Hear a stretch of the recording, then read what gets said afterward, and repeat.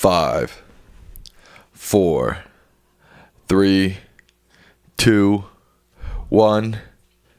This is Office Hours with Professor Allan J. Lichtman.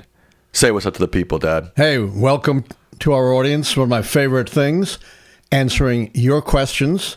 There's so much going on. I know your questions are going to be smart and tough, and we'll do our best to answer them. And if we can't, we'll let you know. And we're not going to give you the simplistic answers you might find elsewhere. Right. That's a really good point, Dad. No simplistic answers. No simplistic that you answers. might find elsewhere. That's right. Where else might they find them? Call out people that give simplistic answers. No, I would say Boring. everywhere. I'm not going to single out the mainstream media, the right-wing media. That's even too general. Shout out to Abe, Suzanne AP, Pam Ponsart, Patrick Murray, Philip H, President Belichick, Ant. Just some people I see in the chat. Our president is back. Yes. This is our members only live. So if you're here, thank you for being a member. Thank you for joining us. And recruit other members. And recruit them. Yeah. We want you to put up like army-based recruiting camps. I mean, we want you to recruit members for this channel, right? And you know what? What?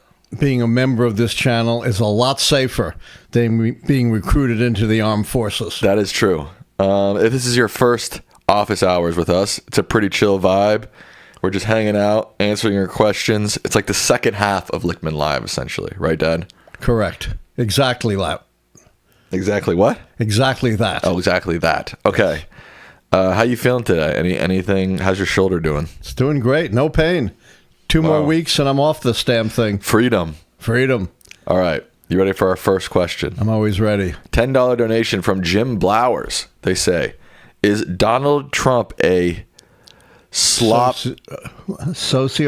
No. S-O-L-I. Solipsist? Absolutely. Wait, what is that? I don't even know what that is. Someone who's totally self-absorbed into their own head and doesn't recognize anything outside of that. That's a solipsist. And he's the textbook example of someone who only cares and is only concerned with himself. Absolutely. I never even heard that word before in my life. See, you're learning something. That's why we call this office hours, right? Because you're always going to learn something. And you know how smart our audience is. They come up with these things. Yeah, seriously, Jim Luckily, Blowers. I can answer them. Luckily, you're also smart. If it was just me, I'd be in big trouble. Nah. I could look it up. Exactly. All right, this is from member Miles Wolf. They say, do you feel Trump's destruction of the White House East Wing will make his corruption more palatable to the broader American public?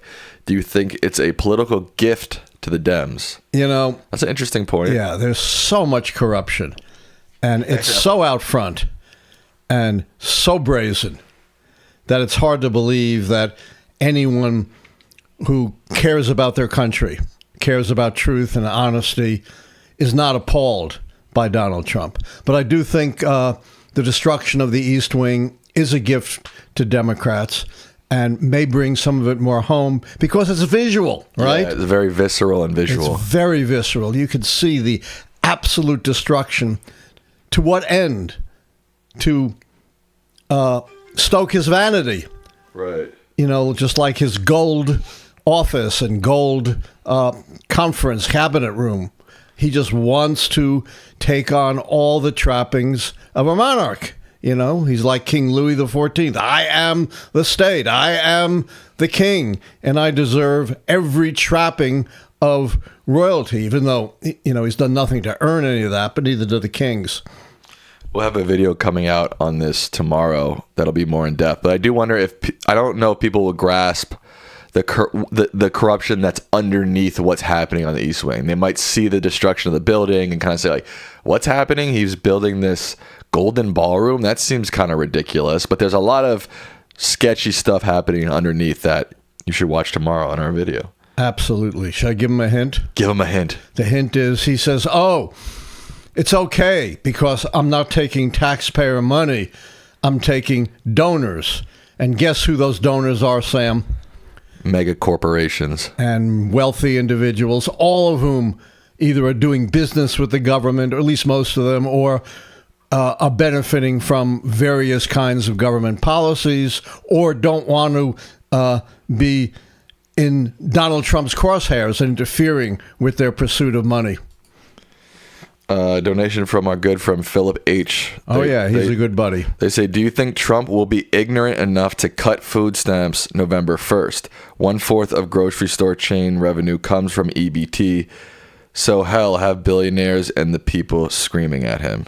Yeah, I don't know if he'll cut him, November 1st, but yes. You think he's going to cut him? Yes, there's no end to the cruelty. He doesn't care about anyone.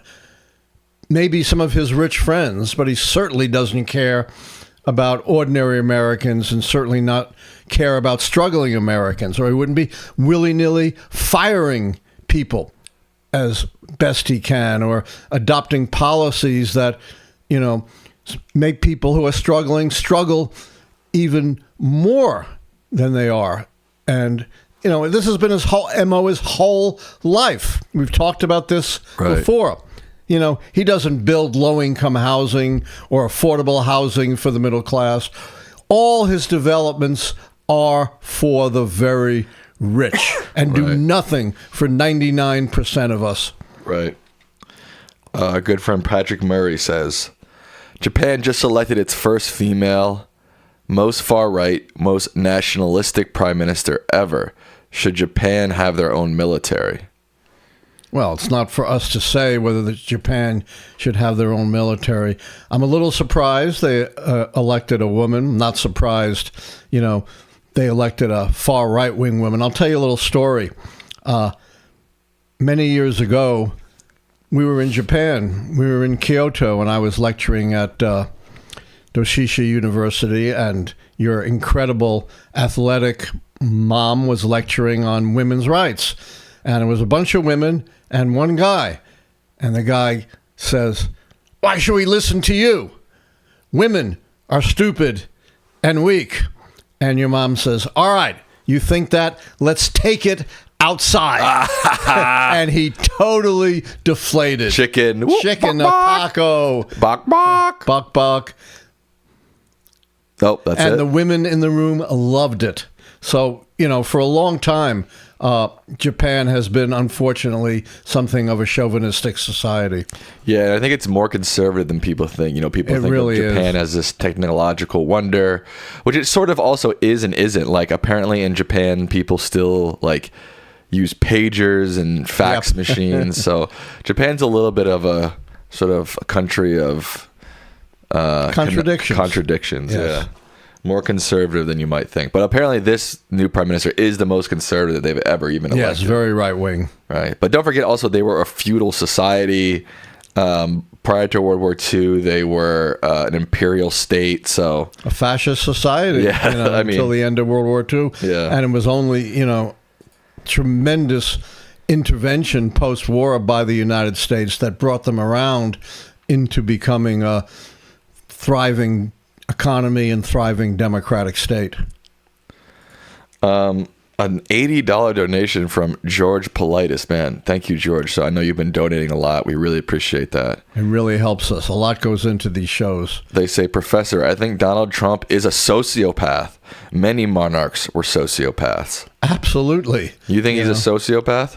I don't like labeling people. Right, know that. Right. And I'm not a psychologist. I'm not a sociologist. So I don't like labeling people. But you heard what I have to say about Donald Trump. This is someone who cares only about himself and is willing to, in order to advance his own interests, inflict cruelty on others, particularly ordinary people, without batting an eye. So if you want to call that a sociopath, go ahead. But I don't like labels. This is from member Ritanch Hans in relation to the demolishing of the East Wing. They say, I'm curious, what's the historical precedent for presidents making major structural changes to the White House, and how have those renovations reflected their administration? Yes, there have been, of course, major structural changes to the White House over time, but in balance with the historical nature of the structure and not contrary to the design and intent of the structure. That is, Teddy Roosevelt added the West Wing of the White House. Franklin Roosevelt added the East Wing, very much in balance, in sync with the architecture of the White House, and not just to promote their own grandiose vision. Under Harry Truman, the White House underwent major renovations because its structure and infrastructure were aging and really in big trouble. And he had to move to residence at Blair House for a long time, for years. Blair House. Blair House. No. Yes, rather, and that's where there was a famous shootout at Blair House of Puerto Rican nationalists apparently trying to shoot the president. Wow. Scary stuff. Very, very little known, not very well known, the shootout at Blair House. I have never heard of that in my life, in fact. Yeah. There you go. And it was one of the major violent episodes in the history of the But presidency. what year was that? Do you remember? I think it was around 1950. I don't remember exactly the year. Should I look it up? Yeah. Let's see. Shootout at Blair House. Blair House. 1950. There we You were go. right. I nailed it. November 1st, 1950. Yep. And I think one of the agents was killed in the shootout. Wow. All right, I'm not exactly sure what this question is, but I'm going to read it to you, and you can you even know what they're talking about, you can answer it, or we can move on. This is from Dorothy Leaf. They say, comment on the University of Pennsylvania Law Review article by William Bod and Michael Stokes Paulson, quote, the sweep and force of Section 3, unquote, to be published. Well, I haven't read the unpublished. That's what I figured. They may be talking about Section 3 of the 14th Amendment, which has to do with the diminution of representation for states that deny people the right to vote. It's never been invoked, unfortunately, and it could be one of the greatest tools to fight voter suppression we have, if that's what they're talking about. But I haven't read the unpublished article. Our good friend Ben England. I wonder, do you think Ben England is from England, or do you think that's just his name? I think it's just his name. Okay. Ben England says the Arizona AG has sued Mike Johnson to get him to swear in the newly elected Den from Arizona. Do you think the lawsuit will be successful? You know, there are so many travesties that it's hard to keep up with them, and this is a horrible one. This is a duly elected representative, elected a month ago, who hasn't been sworn in for no good reason. And that means she has none of the perks, none of the powers of office. Her constituents go unrepresented, and he gives the lamest excuses. You know, we don't have the full house there. You don't need the full house there. You could swear her in at any time. You swore in 2 Republican elected representatives immediately, even though I believe the Congress was not in full session. It's just absolutely shameful. And it shows once again they have no concern for law, precedent, or even the most basic elements of fairness. Yeah, I don't think he's not going to, it seems at this point he's not going to do it until Congress is back and the government shutdown is over. It seems clear, and the lawsuit I don't think will unfold that quickly. I doubt if it's the lawsuit that's going to force him to swear her in, but it can't hurt. The more pressure, the better. This is from member Laura Viola. They say, I grew up in the 60s, and I just don't remember any talk about Supreme Court justices being left or right. It seems like it is the last 15 years that SCOTUS has become so partisan. Do you know the history of that? I think the judicial branch should not be partisan, and we need to get back to that somehow. I couldn't agree more that the judicial branch, the whole purpose of having an independent judiciary is that it should be faithful to the Constitution and the law and not swayed by partisan politics. But controversies over the judiciary are as old as the Republic. Thomas Jefferson. TJ. When he was elected in 1800, the first Democratic Republican, when you were about 5 years old. 3 terms of Federalists, and they had put all of their loyalists in judicial positions.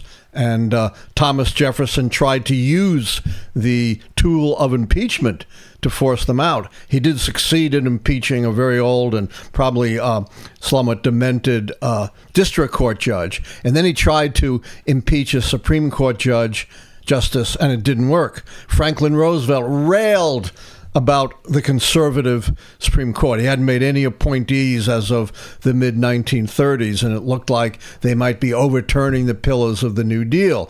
And he said, they're reading their own values into the Constitution to overturn the will of the people. And unfortunately, in the 1960s, there was huge controversy over the Supreme Court. You know who the Chief Justice was back then, Sam? Thurgood Marshall. No, he was never Chief Justice. Earl Warren, of course. A Republican appointed by Eisenhower, who turned out to be an incredibly innovative liberal Chief Justice.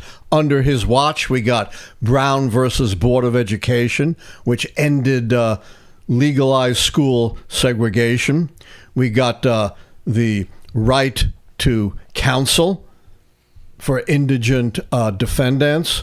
We got all of the critical reapportionment decisions. We got decisions on civil liberties and women's rights, and the right wing railed against this. Sort of turning around what Franklin Roosevelt was saying in the 30s, that the conservative judges were reading their values into the constitutional law.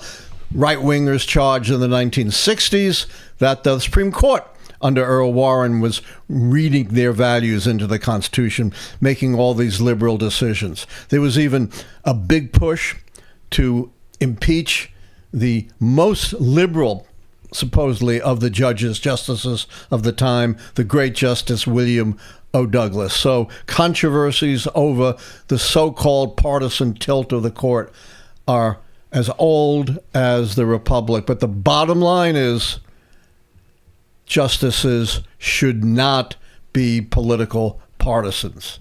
The framers envisioned the judiciary as a check on the partisan politics that they knew would be rampant in the presidency and the legislature. Ben England replied, and they said they are not from England, and that I've said that multiple times before. So I guess I need new jokes is what they're saying. Yeah, you probably do. Okay. This is a 2,000 yen donation from Yashito. They say, one thing I can't help but see is that Trump is extremely consistent, retracing elements of the 1928 Great Depression, and everything else seems inconsistent. 1929 Great Depression. If it is his intention, he seems very successful, they say. Yeah, I'm not sure I understand the question, but I'll answer it as best I can. Trump is preeminently consistent. He has been consistent ever since he wormed his way out of a finding by the U.S. Department of Justice in the early 1970s that he was discriminating against minorities in his New York City rental operation. And his MO in getting out of that, delaying, obstructing, attacking, admitting nothing. That's been what he has consistently followed for the next 50 odd years. And, this notion that 56% of Americans now agree with, that Trump is a dangerous authoritarian, he hasn't changed. That's always been out there, plain as day. Even in his first term, he said, as president, I can do anything I want. If you followed his campaign, it was plain as day. And I don't understand how he has managed to fool so many people for so long when he's brazen and out front and consistent with everything he does. But Blazers with a $10 donation, they say Trump is murdering anyone riding in a skiff in the Caribbean. Can you speak on the rising tensions with Venezuela? Yeah, Trump definitely has a thing with Venezuela. He thinks, the Maduro government is, this left-wing, proto-communist, corrupt government, and he's even threatened, I don't know if it's going to happen, military action or CIA action against the government of Venezuela. But his blowing up of these alleged drug-running ships has now gone beyond the Caribbean. I believe he's also blown up a couple of ships in the Pacific. Why is he doing this, Sam? Because he can and doesn't care. No, there's got to be another reason. I know. I'm going to get to that. Why are you getting mad at me? I know. You don't interrupt. Yes, sir. I'm about to get to it. Yes, but there's more to it, of course. This is Trump being the strong man, Trump being tough on crime, Trump protecting us from the dangerous drug trade. I think at one point he says, I'm going to reduce by 1,000%, deaths. One of his associates said, we're going to save 300 some odd million lives by what we're doing against drugs. There are only 340 million people in the country, and there are only 75,000 overdose deaths last year. But nonetheless, they're going to save 300 million plus people. It's all part of this tough guy, tough on crime, tough on drugs, tough on gangs persona. Right. That's a good point, Dad. Yep. This is from member Marzim. They say, talk about what you think about Amy Coney Barrett is looking beyond the Trump era New York Times interview. I didn't see that right? interview, but I'm not surprised. She's a young woman. What is she? Probably in her 50s. She can be on the court another 25 to 30 years. So certainly she's looking beyond the Trump era. And from what I've seen of her statements, and I don't follow it that closely, she is desperately trying to convince people she's not a partisan hack and is really independent of Trump and her political leanings. She's 53 years old. All right. Got that right. Diane Kastner, one of our members. Did you see the recent NY mayoral debate? I thought that they all made good points, but I don't know much about New York City. What are your thoughts about the candidates? God, I haven't lived in New York City for more than 60 years. Wow. Wait, and, I thought you were 34. Yeah. So I'm not that conversant with New York City politics, but I've talked about this before. I think Zandami is a vital new force within the Democratic Party. And instead of, being Chicken Little, the sky is falling, we're so worried about this guy, he's too far left, Democrats should try to understand why he is inspiring volunteers, young people, enthusiasm that no other Democrat seems to be able to do right now. They should learn from him, not disown him. And I cannot imagine that rather than electing this young new force as mayor, they're going to go to old, tired Andrew Cuomo. I have to say, who's tainted, with accusations of sexual harassment. Other than that, I don't think he's that bad, but he's not what the Democrats need. And from a young person's perspective, I have quite a bit of friends who a lot of them live in New York City, or they're from the tri-state area, or they live in the tri-state area. None of them, I repeat, have expressed any interest in Andrew Cuomo. Young people don't seem to have any interest in Andrew Cuomo at all. It's time for that guy to buy a nice retirement home in the Adirondacks and chill out for the rest of his life. Enjoy your golden years. I'll make a prediction. What do you think I'm going to predict? Let's hear it. Zandami will win. That's an absolute prediction. And look, here's the thing. And I wish the best for Cuomo.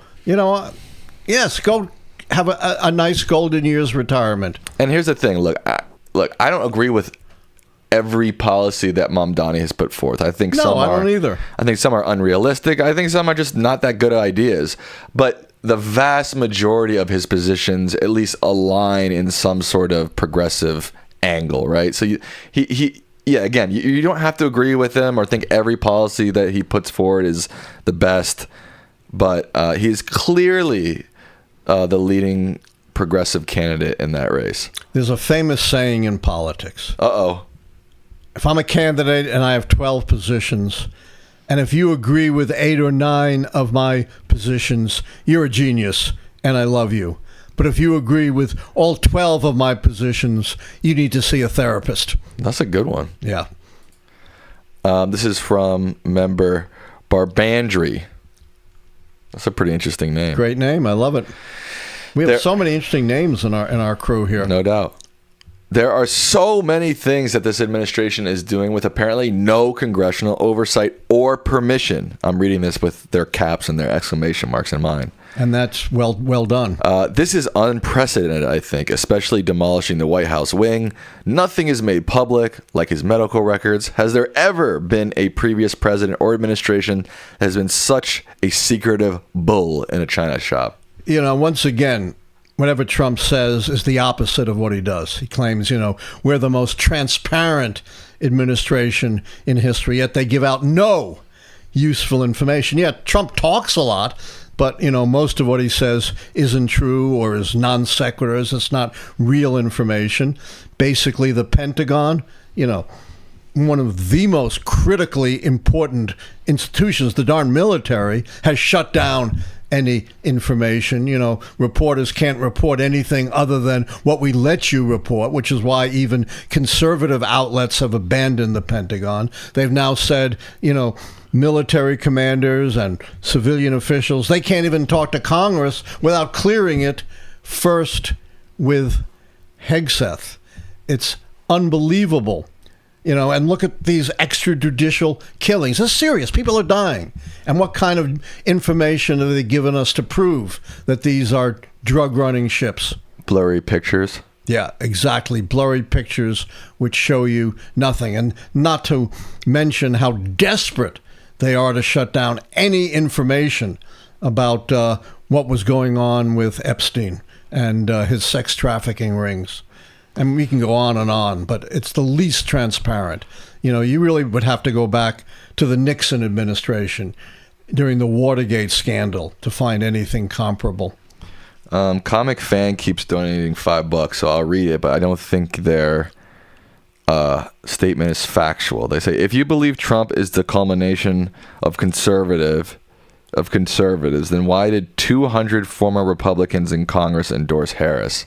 I don't know how accurate that is or not. Yeah, I know there were Republicans who've endorsed her. They're always dissenters. But look, here's the thing. You can't go with just a handful of dissenters. 90%, I repeat, 90% of self-identified conservatives voted for guess who, Sam? DJT. Exactly, 90%. That's a record. That beats Ronald Reagan's record. The iconic conservative in the landslide election of 1984. 2024 was a close election. Virtually every Republican elected official, from local legislative bodies and mayors to state legislatures and governors to Congress and the Senate, they've all lined up behind Donald Trump. So it's very difficult to say, he's not a real conservative, when overwhelmingly he is supported by the rank and file and leadership of conservatives. Okay, we got 2 more minutes for office hours. How many more questions you want? 2. 2 more questions for 2 more minutes. This is from our good friend Alex Kawa. They say, a group of lawmakers in Montana are trying to get a constitutional amendment onto the ballot in 26 to ban corporate spending in elections. Should more states do this as a way to try and circumvent Citizens United? I'm all for it. Absolutely. You know what the new golden rule is in politics, Sam? Tell me. Whoever has the gold rules. There is just way too much money in our politics and way too much control by corporate interests. I am not sure whether, maybe at the state level it could be done, but I wonder if it was tried to be done at the national level, if the Supreme Court would step in and say it's unconstitutional. It contradicts Citizens United. For decades, since the Watergate era, we've tried to control spending. And every time it's like water, running through a sieve. Every time you try to control it, it comes out in some other way. Very, very. The only way you would control it would be through a constitutional amendment saying that money is not speech and corporations are not persons. But right now, we are ruled by Supreme Court decisions going all the way back to the 1970s, essentially establishing both corporations having the rights of persons in elections and money being equivalent to free speech. Comic Fan says, if you don't believe me that 200 endorsed her, look it up. I am looking it up. No, I don't disbelieve it. I'm talking right now. I want to clarify. I didn't say I disbelieve it. I did. You did, all right, but I didn't. My point is, it's irrelevant. I am looking it up, and I don't see any number that says 200 on any reputable source. This Newsweek says that there are dozens. There's some source I've never heard of called some UK blog that says that over 100 former Republicans and elected officials have endorsed her. But again, I haven't seen that number 200. All right. And my point was, even if it's true, it doesn't matter. All right. Our final question. Do you want it to be about JFK conspiracies? No. Do you want it to be about the Russian Empire? Do you want it to be about your Senate campaign? Or do you want it to be... No, definitely not. You want it to be a sports question? Sports question. Okay. And I'll let you answer it. Well, it's a Giants question. Fair enough. So you have to answer it. James LaGruta, who often asks Giants questions, yes. They say, is Sunday's Giants mile-high collapse worse than the fumble versus Philly in 1978? Also, what advice would you have for Giants fans like myself? Living in Philly. Run. Hide. Yeah. Run. For those of you who don't know, and probably most of you, do you know what that 1978, the fumble was? No idea. They were kneeling down in a victory formation, and they fumbled the football, and it was recovered and run for a touchdown. One of the worst single events in football history. As a single event, nothing that happened in the collapse against, who was it, the Broncos, matches that. But overall, a total team and quarter-long collapse. What happened last week was worse. A last-minute donation from Mandalist. They say, thanks for what you do for our country, Lichtmans. No, all right, we try. You. Well, thank you for watching. We couldn't do this without you.